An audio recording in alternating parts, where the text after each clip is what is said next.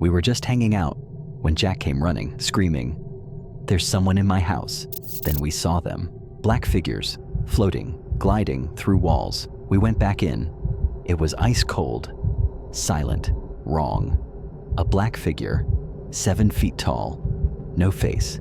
Echoes of Jack yelling, "What was that?" That was the devil. It came to take you. Jack didn't survive. And the house, it burned itself.